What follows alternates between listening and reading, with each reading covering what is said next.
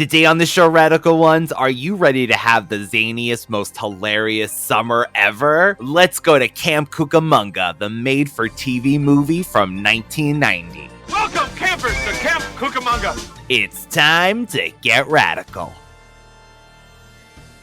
Hello there. It's showtime. What is this, trick-or-treat? Did I do that? Good morning, Charlie. The champion of justice. Daddy would have gotten us Uzis. The power is yours. Get down, honey, get down. And look, I won't go far, okay? If the apocalypse comes, Hold your fire. I'm a human. Grace Jones. Thunder. Thundercats. Power of 3 will set us free. Power of 3 will set us free. Power of 3 will set us free. But I ain't one to gossip, so if anyone asks you, you ain't heard it from me. No, you have? There's no more room in hell. The dead will walk here. Live from North Lane.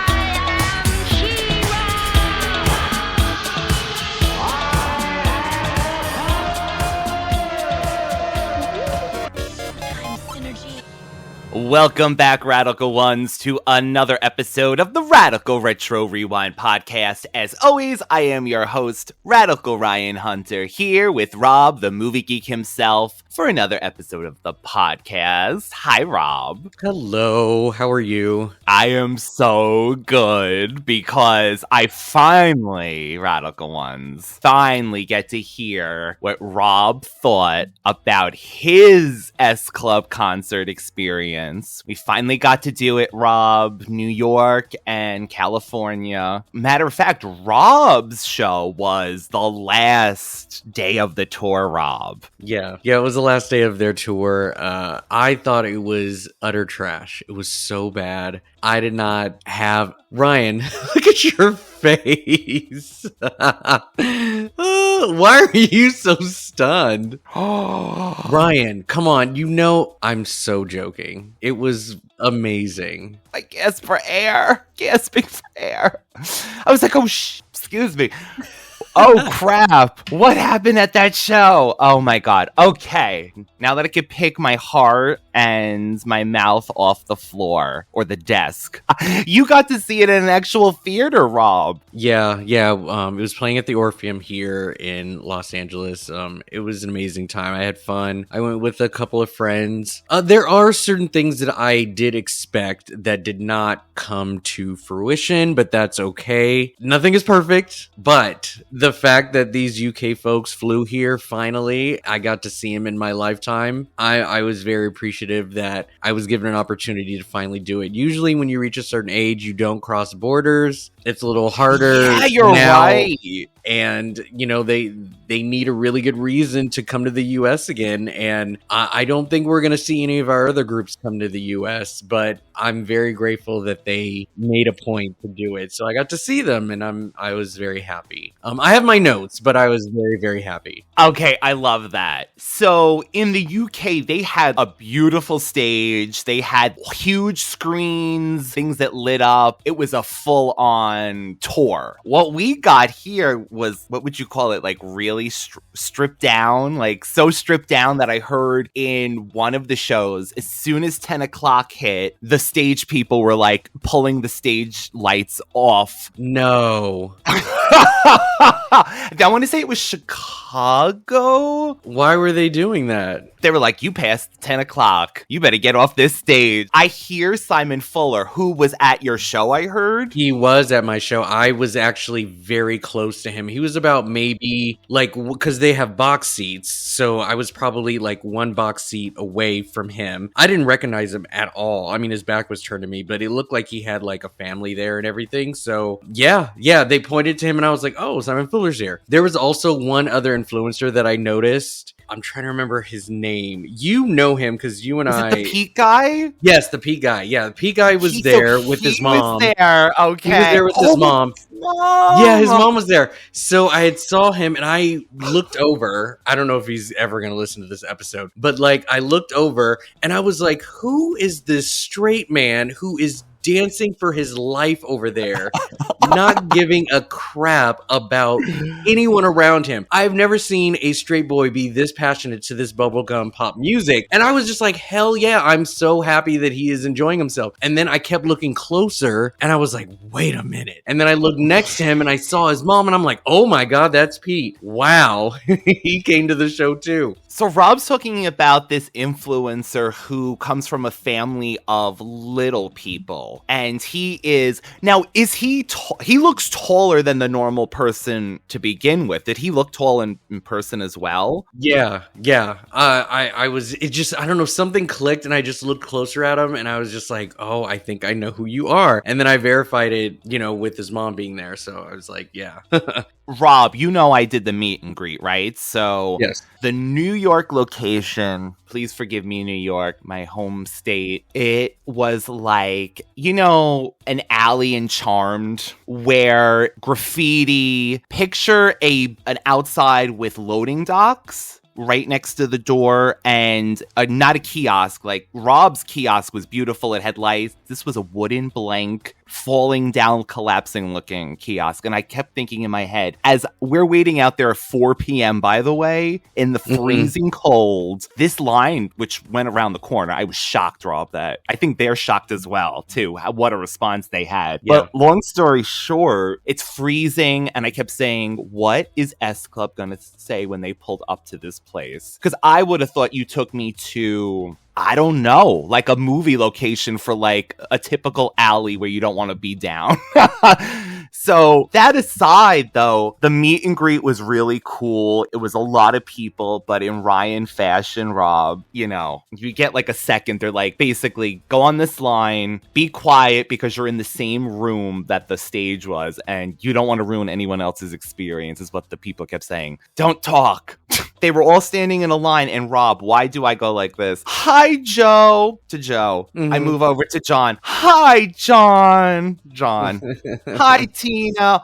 But get this, Rob. Tina said she knew me from the Instagram, and that's amazing. That's it. My life is complete. That's it. She remembered you. That's amazing. Yeah, you repost their stuff all the time. I don't see why you wouldn't stand out to them. And then, of course, I loved it. I have to say, yes, it was definitely stripped. No costume change like they had in the the UK. Yeah. Nothing. No, not a screen. Not anything. Oh, lights. Yeah, lights.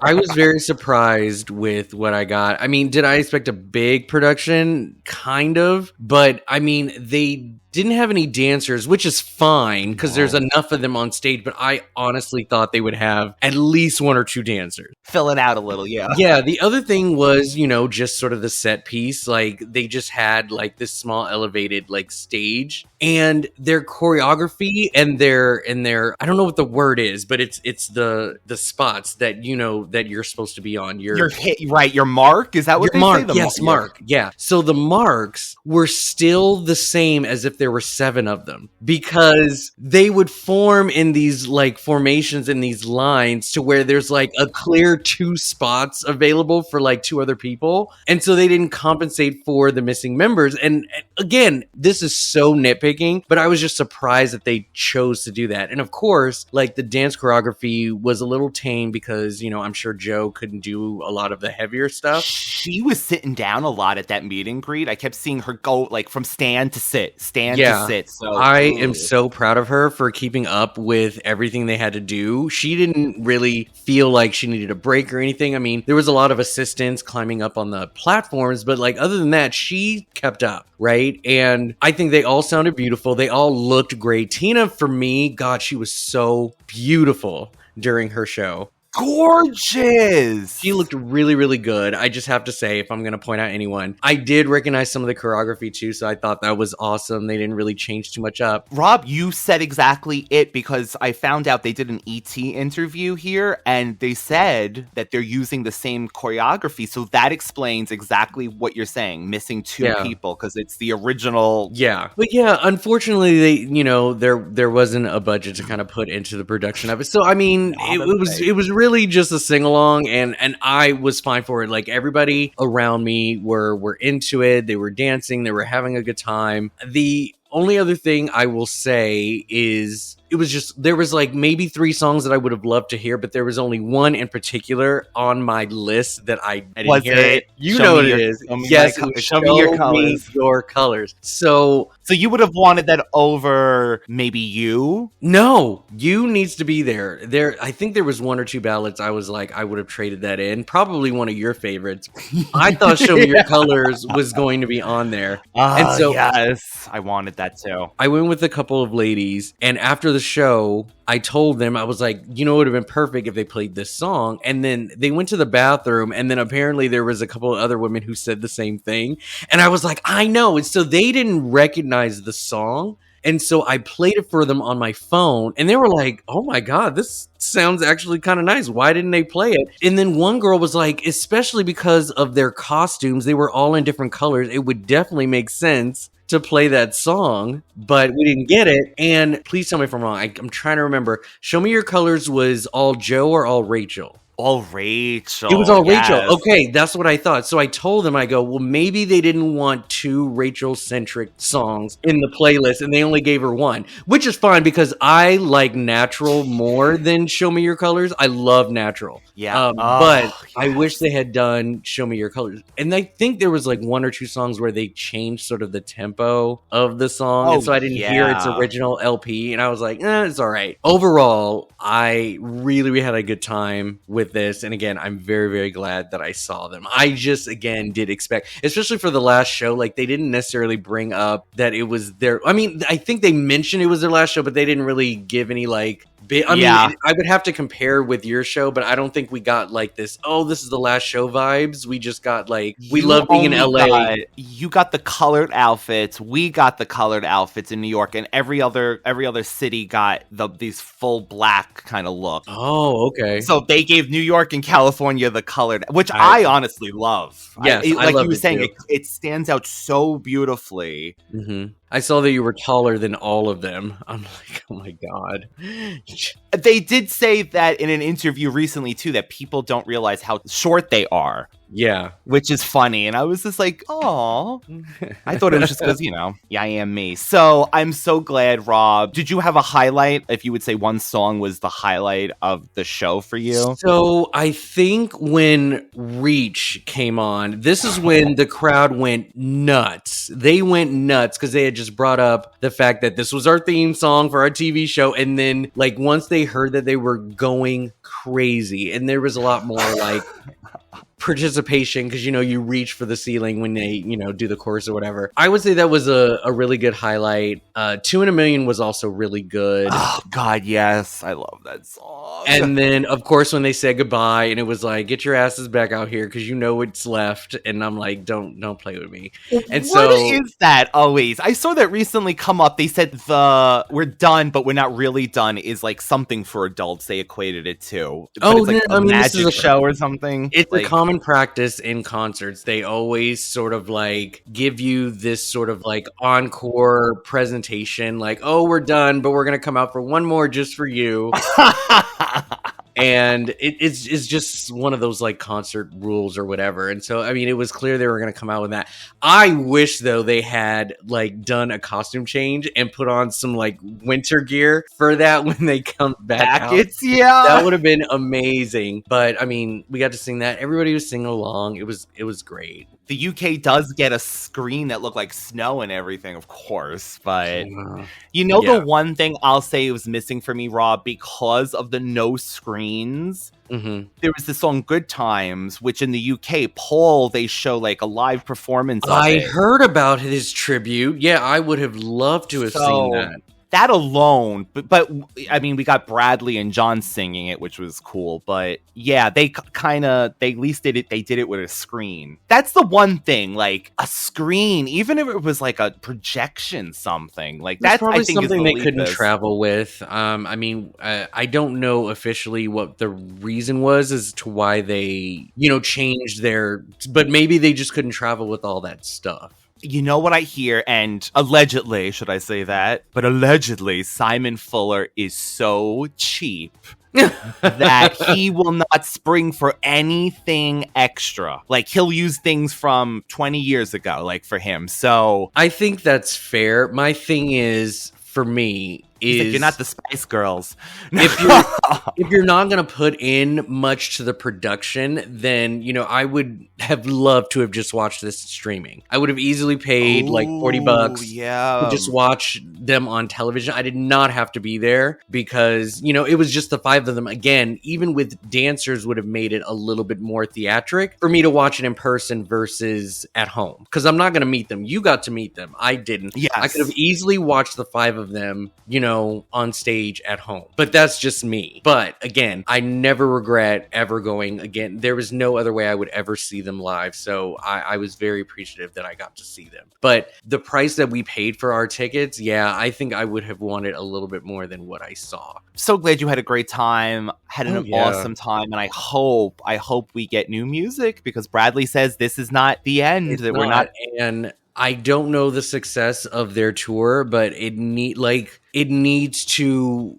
influence the rest of them. Exactly. It really needs to influence the rest of them. I mean, all of them steps got 8,000 children. I don't see them traveling anywhere outside of the UK. Never. But I really need them to travel to the US. I don't know when I'll be able to get to London. I don't know. What do you want me to do? I need to see them. Oh, God, yeah, they'll put on a show. Yes, they'll put on a show. So you're right. Camp Cucamonga will return after these messages.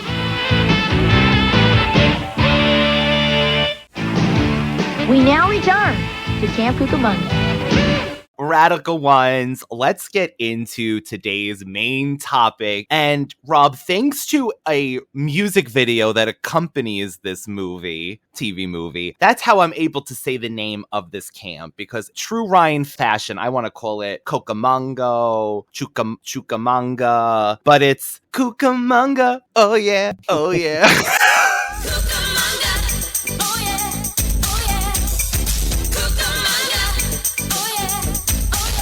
From 1990, September 23rd, it is a NBC made-for-TV movie. It is described as a family film, primarily a vehicle to cast a variety of stars from popular TV series. The cabins are filled with teenagers determined to make the most of their summer, and that means endless pranks and misadventures. Now, they promise the zaniest camp experience you will ever have. I guess we should get right off the bat. It does not deliver this, to me, the zaniest camp experience ever. But maybe in 1990, this was the zaniest that they've ever done. I did not get that either. And I think it's due to the fact that it was on NBC. In the 90s, I don't know exactly what to expect. But I will say this. Some of the pranks, as you call it, were very, you could not today. You cannot. You can't say that on television, right? You cannot today. It's a different world now. And if you were to pull some of the stuff that they were doing in this movie, you would get arrested. You would get kicked out. You would get beat up. They were doing some very questionable, risky things in this movie, a whole lot. And here's the other thing too, I'll say this really quickly because I know we're gonna do a little bit of spoilers, of course, but if Ratzenberger, who is the head, counselor or captain or whatever he called himself in the movie, if he were to yell at Sherman Hemsley, if he was the actual repair guy throughout the whole movie and cater to this inspector, that would I don't know what I would say. And I'm sorry, for me, that is something that definitely would not have worked. If he was yelling at Sherman the way he was at this guy, it would not have worked. I don't understand that in its entirety, but it was just a weird story choice, plot choice to do that. And thank God he didn't do it to this black man, because I honestly would have lost my mind if that had happened. Now, sweetheart, don't forget, we got to keep the camp in tip-top condition.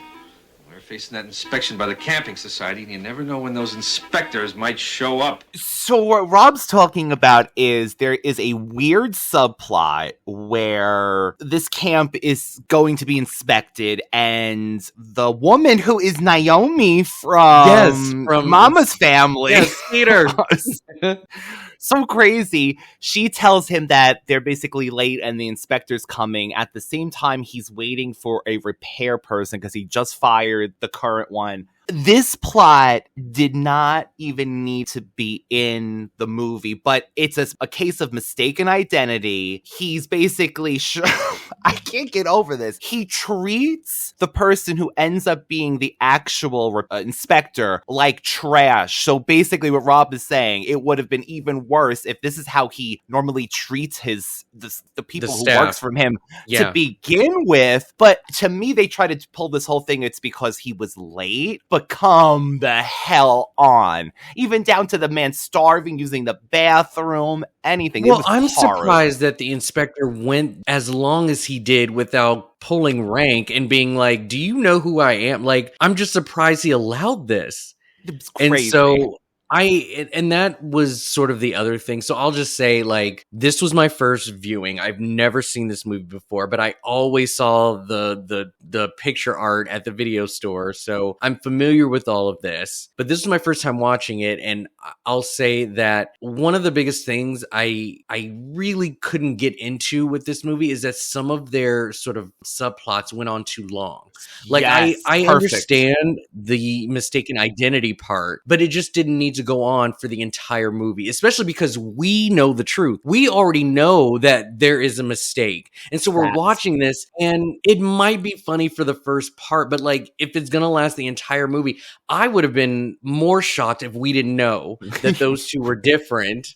Right. That would have been a better payoff, at least in the end. Yeah. But there are multiple subplots in this that sort of went on too long. Like, when they were lost in the woods, I think that went on way longer than it needed to be. Long. And the resolution was just so, it's okay, you know, we're just, yeah.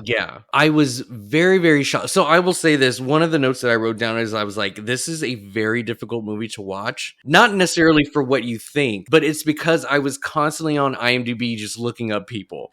That's all I was love doing. That. Like, the literal first person we see is Breckin Meyer. I had no idea Your he was man, in this. I remember when we did Josie and the Pussycats. I was like, what is this? And then so I had to look him up. And then every time I saw somebody, I was like, is that who I think it is? And I was just constantly pausing the movie, just looking up everyone. I couldn't believe it. This movie is also called, Rob, How I Spent My Summer and Lights Out, right? Mm-hmm. And I'm going to call this a first time viewing for me because I realized counting, because I remember watching this in the sense that I was six or something years old at this time. So this was a clean, do not remember anything, but it had everybody who's anybody that you love from TV in it, right? Yeah. So I mean, this was TGIF the movie. That is perfect. Which is hilarious because this was on NBC, but like almost every person on here was on ABC. I don't know how they got away with that. Do you think the plots had to go on too because it is a made-for-TV movie and it says join us for 2 hours? So not only do you have to extend it, you know, commercials, but then you get extended with these plots, like Rob is saying, that really don't need to be there, don't end to really anything, and they go on for way too long, exactly what Rob is saying. Mm-hmm. But that bus we get, oh my god. So another familiar face is Tasha Scott from True Beverly Hills. Yes. Oh my god, I love that. I didn't recognize her at first, but then as she started speaking more, I was like, oh wow, this really is her. Yeah. And of course they have her singing, which that is, I feel like, the highlight of the movie. So we have Winnie Cooper in this movie playing the I am not Winnie freaking Cooper. I am a rebel. I am damaged, and I'm wearing a leather jacket. I'm here for it. I am here for it. I love, is it Danica? Is that her name? Danica, yes. Danica McKellar? Yes. I lived for her character. She was so cool. I mean, yes, she was pouty for the most part, but she did not take any shit, and she let them blonde bitches have it. I was so happy this woman stood her ground. Could you keep it down? The whole bus isn't interested. Well, pardon me, Miss Congeniality. Why don't you mind your own business? Clearly jealous. Zero fashion sense. I don't know. Maybe she's got a date with Dracula. She was a little rude to most people. I mean, she was obviously trying to be standoffish or whatever. And we'll get to the reason why. But like, I loved her character so much. I thought her and Max, the Wonder Years folks, I thought they were the best. I love Max. So really they have this Wonder Years connection. Of course, it was from 1988 to 1993. So it was definitely towards the tail end of seeing these two characters, you know, together. So did you kind of feel incestuous a little with the beginning when he was like going after her and you're like, ooh? I'm sure there are some people who were like, yeah, this is the couple that should have been in Wonder Years. So let's just live out the fantasy. Glasses off. One of the other characters, you mentioned it, the blonde, mean girl is DJ Tanner. And also, by the way, I was surprised to see from Medicine Woman, Dr. Quinn Medicine Woman, Chad Allen. Yeah, so Chad Allen, also a Charmed alum. Yes. Yeah, he was in season 8. Hocus? Yeah, Hocus Pocus, yeah. Yeah, he was in Charmed. Yeah, Chad Allen. I feel that they had him in the least amount of clothes for some reason out of the whole cast. I mean, he's a kid at this point, and he is in the smallest tank tops you've ever seen. No clothes on. It is what it is. Yeah, Candace, she definitely played her part well. I mean, she's the cool girl, so I mean, I guess then they were also mean girls at the same time. She did what she had to do. So, I mean, yeah. But yeah, her and Chad, I was surprised to see as well. So they have this plot, right? It's either the most small, intimate summer camp you've ever seen or the cheapest production, because there is not a stitch more of a cast beyond the people that you'll hear talk, basically. Okay, yes, there's that random psychic girl, which I would have loved to have seen more of in their dorm. But it's basically, this is going to be your characters. They get these girls together because they're going to share a cabin together. And Tasha Scott, Troop Beverly Hills, her character Jennifer, said something so smart. Like, basically, if you start out like this on day one, by 4th of July, you're going to kill each other. And I loved that. I was like, that is the best grounded, thing she ever. She had a really good attitude about the whole experience. She tried to bring people together. She, went up to the moody girl, even though she was pushing people away. And she also didn't take anything personal because she let her have it, and she could have easily just a few times I was like, back. But she took it in stride. She was just like, hey, this is her thing, this is her mood, I'm not gonna Just ignore her, Courtney. She's got no manners. How'd you like to have no teeth? Listen, scuzzface, you have been a pain in the butt. Amber, chill out. We're gonna be in this bunk together all summer. You start out like this, you'll be bonkers by the 4th of July. Your parents? Uh-huh. They're a really nice-looking couple. Your dad's a doll. Look, I don't care about making new friends and having a swell time at camp, so don't bother being nice to me, okay? And you don't have to stick up for me with a queen brat over there either. I can fight my own battles. Whatever you say. What would you say is the appeal of this movie, like its purpose for being made? Is it a cash grab for a TV movie because of its stars? Was there really a significant story that was here that needed to be told? Like, what do you think the purpose was for this? I think the pitch meeting, Rob, was popular stars from TV that are cheaper, maybe, name recognition, camp, and then they kind of just went from there. They're like, camp and kids, and that's your movie. 2 hours. What do you think about that type of format? And maybe think of it in a kid's perspective. Like, right. Is there anything, horrible for doing that? Are they cheating out their fans by not creating like a more cohesive story? Or like, what do you think of TV movies like this? Like, do you think this is cool for them to do, to just put a bunch of stars together and just, use their time for a movie like this? I feel like it all went to probably the music video is where the whole plot went to, basically. Yes, Rob, I do kind of feel like it's cheating out because we've seen what you could do with a TV movie. We've seen Disney made for TV movies from the 90s over the years,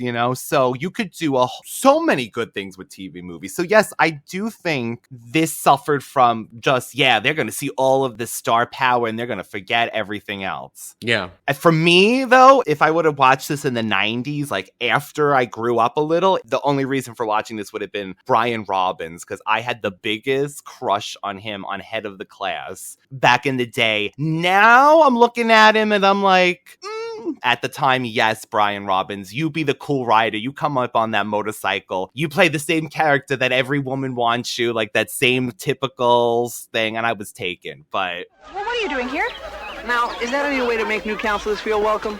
Roger Burke, trail bike instructor and counselor of Sycamore B. And this is Penny, the new water skiing instructor. Windsurfing. And my name is Patty. Of course it is. Silly me. You've got to be kidding. We also have Jennifer Aniston in her pre-Leprechaun first movie appearance. And Rob, I felt like she looked too realistic as this bus driver. Like in this movie, like it looked like she could do this as a job. I don't know why. Well, we find out it's a family business. I was actually pretty surprised she was behind the wheel. I kept thinking she was just in the front, but she really was driving this bus. Yeah. And yeah. I don't know exactly how old she's supposed to be in this either, but she looked dirty in the other parts. But then when the parts with her parents and we get that, she kind of looks younger to me. But then at the same time, I'm like, this girl is not a teenager, but there's so many things that happen. It's so many different plot points, but we still have even more star power in this.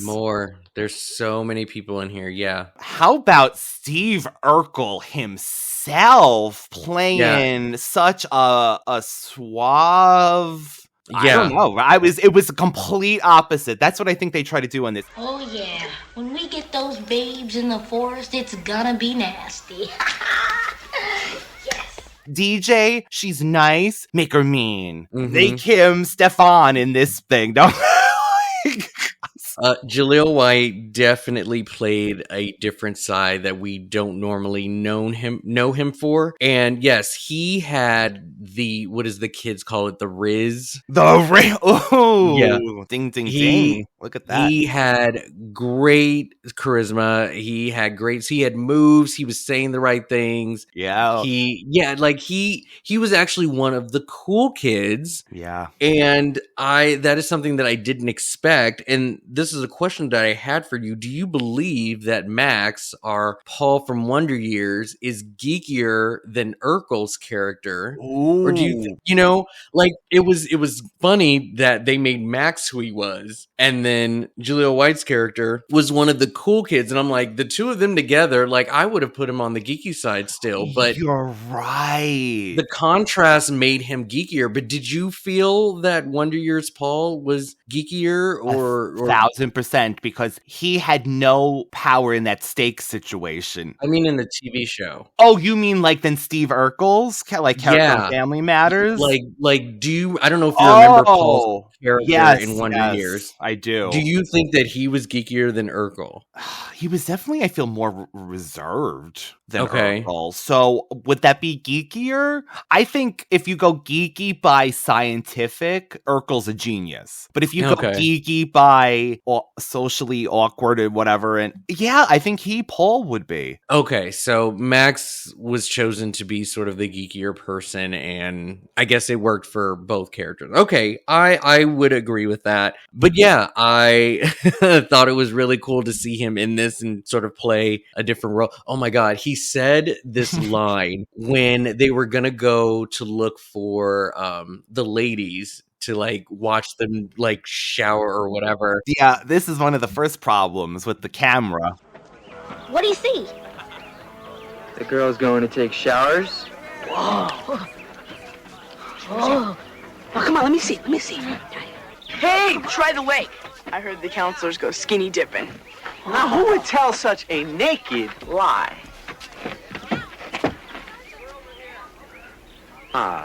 Well, good evening, ladies.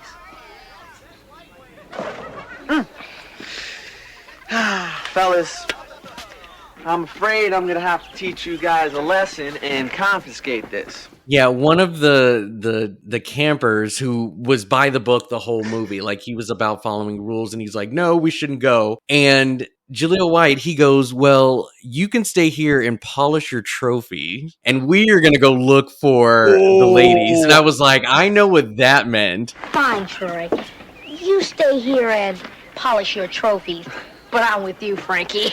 Me too. And me. Because they were polishing like trophies or whatever of their accomplishments while they were Yeah, setting but up. you're right. That I was was like, it. I know what that line means. That is 1,000% right, because they were going to see the real action in the ladies' shower where they were all singing "Can't Hurry Love." I know. Was they full the on height brought of 90s. an entire camera into the like that was like worse than Porky's. Okay, like that was 1,000%. insane that they got away with that, and no one got in trouble. Nobody got in trouble. Just ran out. The girls saw it and just ran out of the shower. And you're right, nothing was brought up. No, nothing. That's this. Oh, maybe that's the zaniest, wackiest part of the movie, Rob. That was it. Okay, what about the plot with the two counselors? It's Aniston and Brian Robbins. He's the playboy. We've seen this how many times now in movies, but he's got a heart really underneath, even though he's a mess up. And he wants to be a one-woman guy because of Aniston. What did she do, honestly, in this movie? Not because, I like to hate on Friends and all that, but what did honestly she do besides just being the daughter and stand her ground? Yes, I do like that she's just like, I'm not going to be for this one night stand kind of crap, but it's funny because like mostly in the 90s, and especially with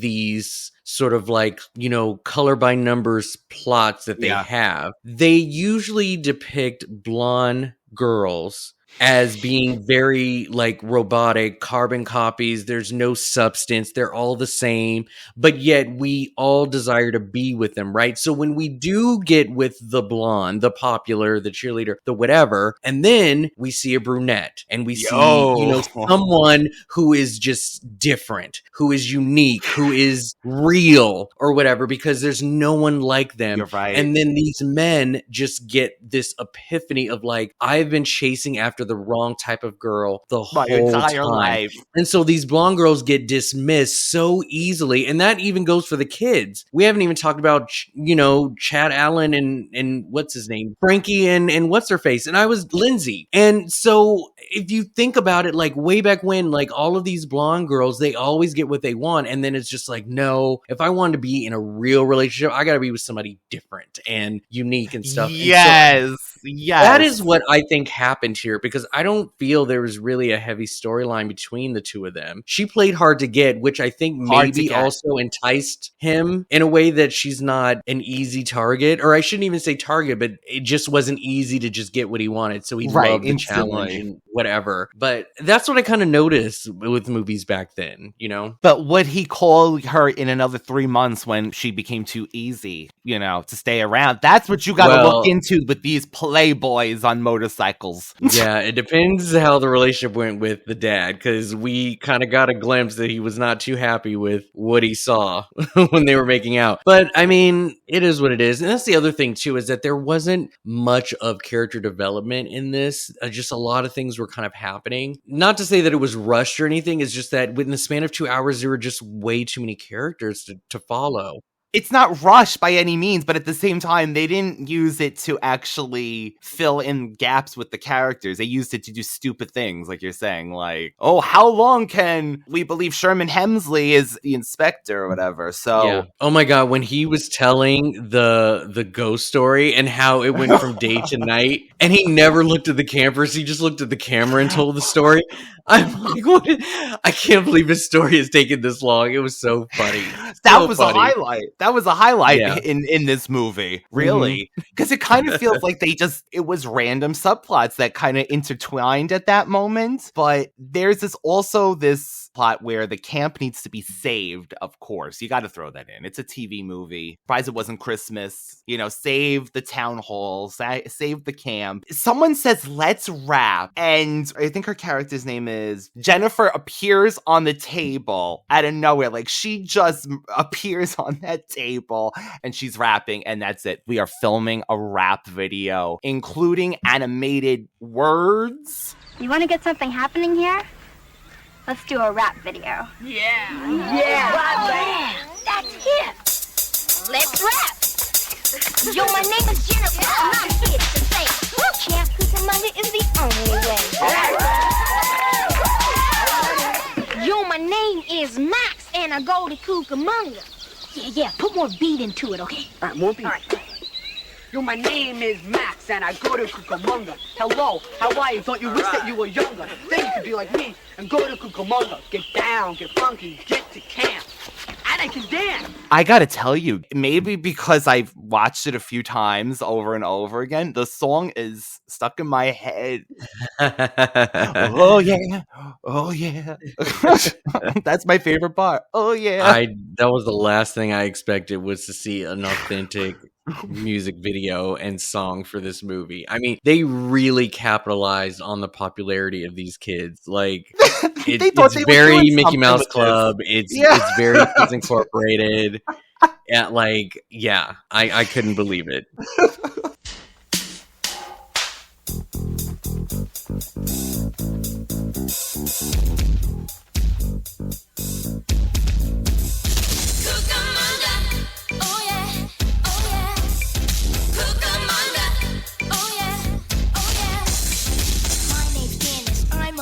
When people look at me, they always get jealous. Some people say that I'm uncouth, but everybody knows that I tell the truth. I get curious, even furious. When people put us down, I can get injurious. So don't talk trash about our camp, cause I'm here to tell you that it's the champ.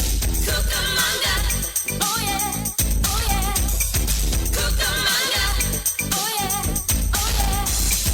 They're three women who like swimming. It's perfect for them, makes them feel like they're winning. And there's no doubt this place is the one, cause he's just a dude who likes to have fun. We got baseball, football, basketball, the counselor teaches, so it's fun for one and all. Everybody knows that his name is Troy, and when it comes to winning trumpets, he's your boy.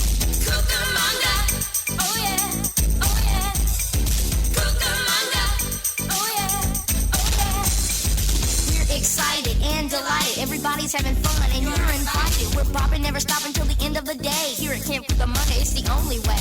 The girls go deep into their beauty sleep, then it's lights out. To our beds we breathe. When the morning comes, his engine's pumping. That girl's so fine, his heart is thumping. Now I'll mention my contention to be happening. Is my intention. If you're looking for what's cooking, take a little trip. Camp Cucamonga is the place that's hip.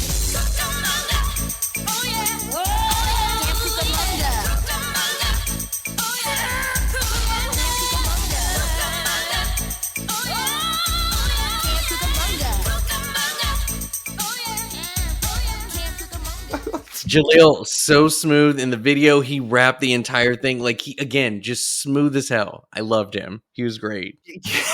Again, I think the full budget went to this moment. Everyone kind of looked like they were having a blast. I think that they really did think that this was going to become like something, because I mean, it is looked favorably by people who remember it from the first airing. Again, I was 6, so, we had asked on Instagram, by the way, if anyone knew this movie. Most people said no, but our friend David from Slash Vision podcast says it was the sitcom multiverse crossover that no one saw, and I loved it. Mm-hmm. Great way to put it. Then we have Leo Horton, 359, who was a big Saved by the Bell fan, and he thought it was Kelly. He said, it looks like that woman on the cover looks like it's Kelly. It is Aniston. I do love that, the sitcom multiverse crossover, and I think we deserved more, Rob. Okay, the music video's great, but there needed to be more with this. I will say that there are other songs, Rob. I don't know if you remember this one. Sometimes she's a mystery. Sometimes she's got a mind of her own, and as they're searching for, oh my God, Winnie's Lindsay. Lindsay, yeah. Thank you. On jet skis. They're on jet skis looking for her, and this song is playing.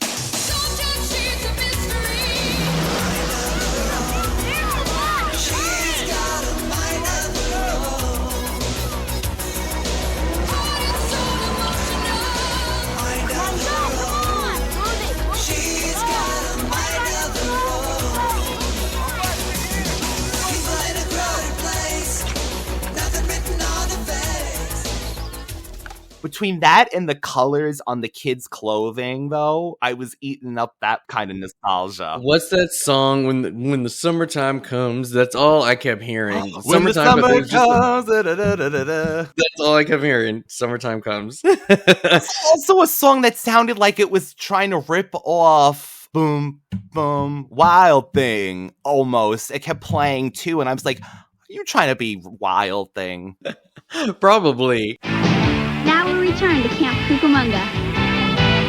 I want to talk about some of the kid themes in this. So there was obviously the whole hormone side of it. Everybody, all the men trying to get the dates and get the girl and all of that stuff. And then you've got Lindsay, who it's a mystery why she's so sad the whole time, Yes. right? And she doesn't want to be there. We even get some flashbacks and her and her parents aren't getting along at the moment, or they're just having a tiff. But she doesn't want to be there. And then come to find out there is a deeper meaning. She is a child of possible divorce. Yes. And I guess the theme with this is that divorce is bad. Divorce, you'll go to hell. Divorce, you will ruin your child.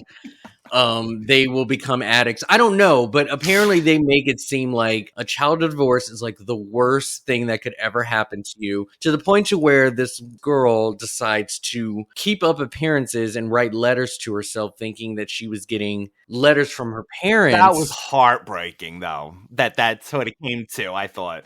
You know what she's been doing? She's been writing letters to herself and pretending they're from her parents. Amber, you're so full of it. Yeah? You will check out the 2 letters on her shelf. They have Shadyville postmarks on them. Now let's see what she writes herself.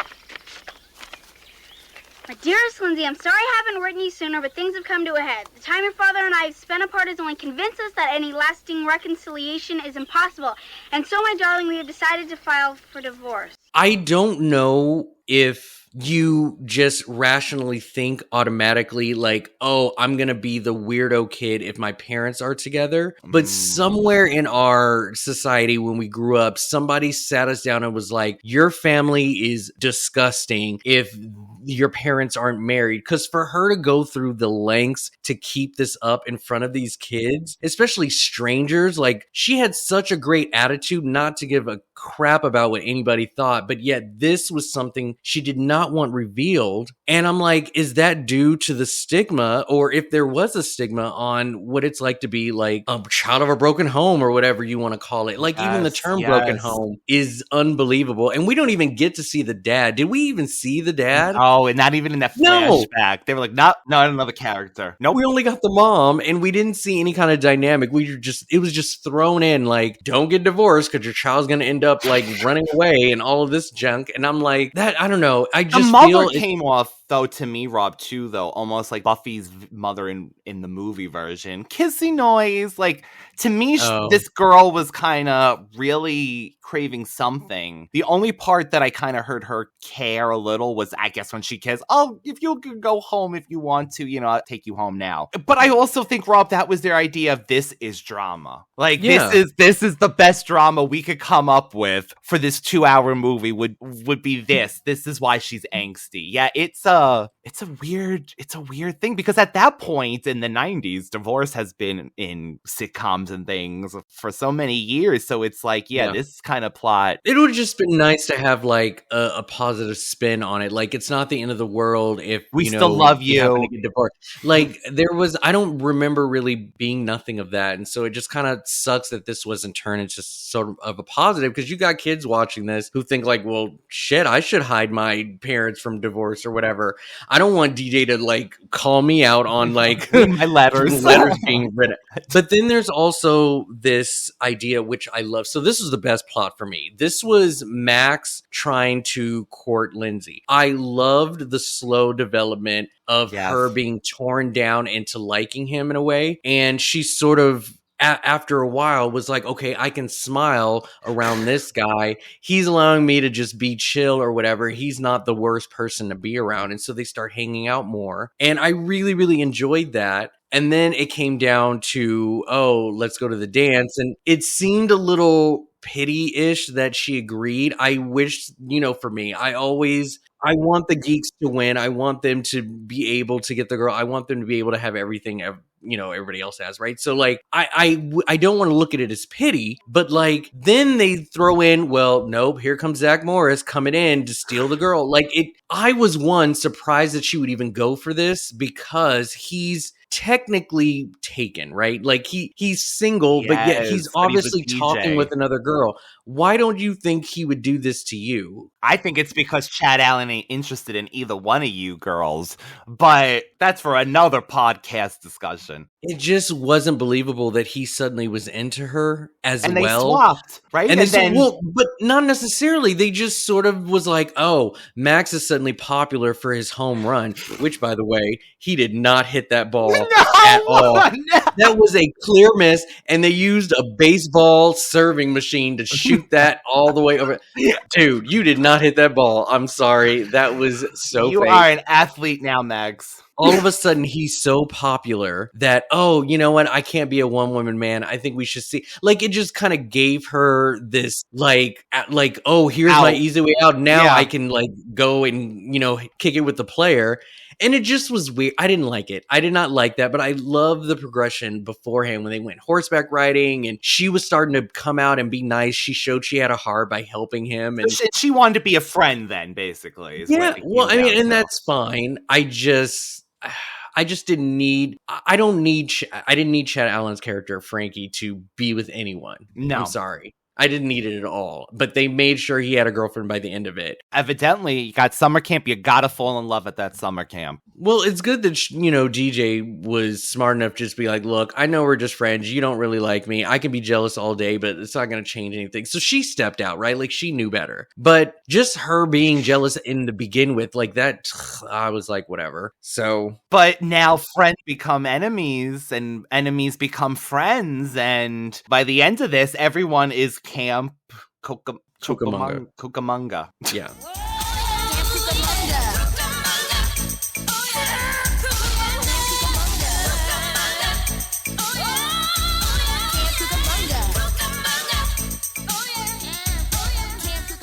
So, I mean, look, overall, it was all right. There was a little bit of bullying in there, but it wasn't like too severe to where this movie needs to get canceled or something. But like, it had its sweet moments. It definitely tried to kind of hit a lot of aspects that teens go through, especially at camp. And I don't mind the try, but I feel that this movie still was just catered to like, let's put all of these stars together and just make something. And I just think that they missed the opportunity to put a little bit more substance into it is all. I agree. I think if you have memories of this, or if you are a child that grew up in the 80s and 90s and you would like to see these actors intermingling, watch it free on YouTube. That's where it's available now. It's out of print, of course. But for other viewers, I don't think there's any reason to retouch this unless you're a fan of a particular actor or camp movies in particular, or made-for-TV camp movies. But I think the music video, which you can find separately for the song, is really the highlight of the movie. And I do think they probably thought that was going to really score points with viewers. But, Rob, do you have any recommendations for us?